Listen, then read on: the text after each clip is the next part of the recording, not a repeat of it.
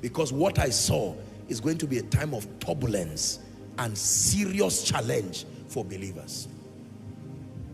I'm not a prophet of doom, and as I respect God and I respect myself and I respect your trust for me. So if I stand here and I tell you things, especially I'm prophesying, I make sure that I know what I'm saying.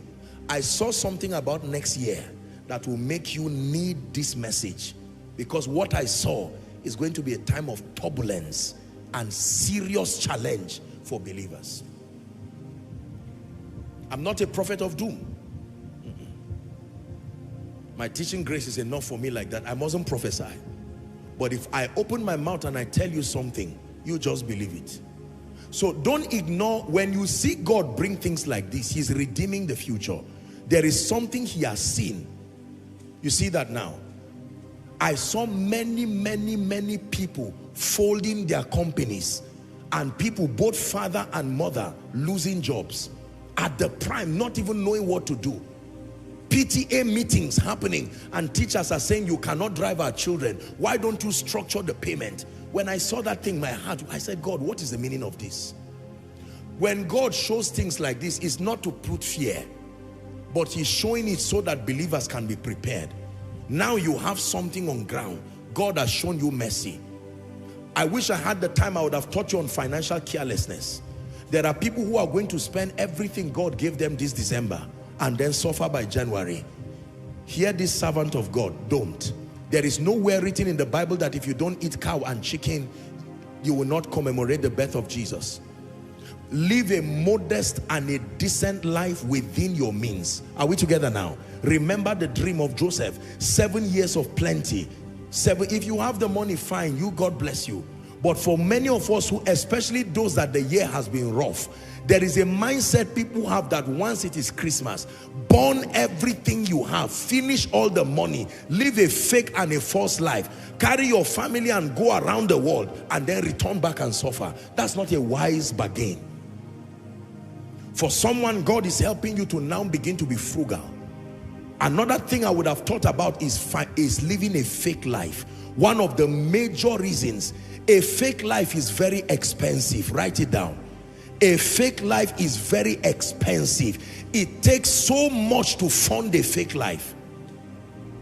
And once you start, you must maintain it. A fake life is very expensive. If you are not there, you are not there. You can start gradually with the dignity of kingdom integrity. A fake life is expensive. Don't try to buy a car that is not yet your level. Don't try to go and live in a house that is not yet your level. You are living in a house that you are owing 3 years rent now. You can't pay back. It's a sign you are not yet there. Get out of that place and look for a decent place. Hallelujah. There are some of us, you do not yet have the means to start gathering people and celebrating elaborate birthdays, elaborate occasions. No, be patient. God is bringing you there.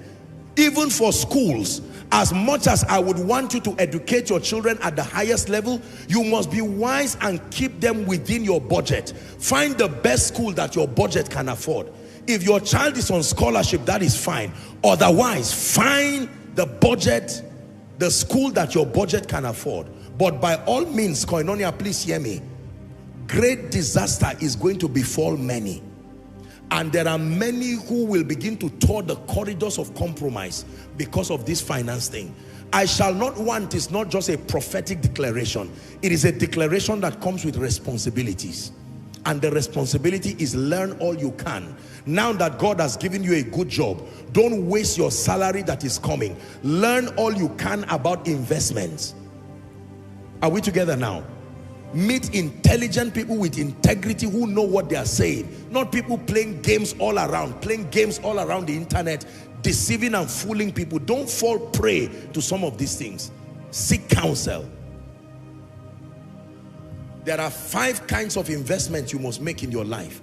Number 1 is your spiritual investment. Number 2, investment in your mind. Let me give you this and then we'll wrap up. 5 kinds of investment. Number 1, your spiritual investment. When I talk of investments, I'm not just talking of putting money. Your relationship with Jesus is a potent investment. that has returns, even financial returns. Number two, mental investments. What you store in your mind is there. You don't need to refrigerate it. You don't need to warm it. It is there and will always be ready to be delivered when needed. Number three, invest in your health and your well-being. It's an investment. Invest in your health and your well-being. It's often said that people deteriorate their health to make money, then they use the money they have made to now maintain their health that is now deteriorated. Don't be like that. Invest in your health and your wellness. Number four, invest in strategic relationships. Relationships are an investment. They bring returns, mighty, marvelous returns. They bring returns. I shared a story in Ghana that I want to share as I wrap up. A wealthy man had a son. He had a son, and this son lived a very careless and a riotous life, and the man got sad and said, I will never give you anything of my estate. And he called the servant and he told the servant, you have been a well-behaved person. I give you the liberty to choose anything you want to choose. And the servant chose the estates, chose the cars, chose some of the businesses, and chose everything. And while he was choosing, the man was touched with compassion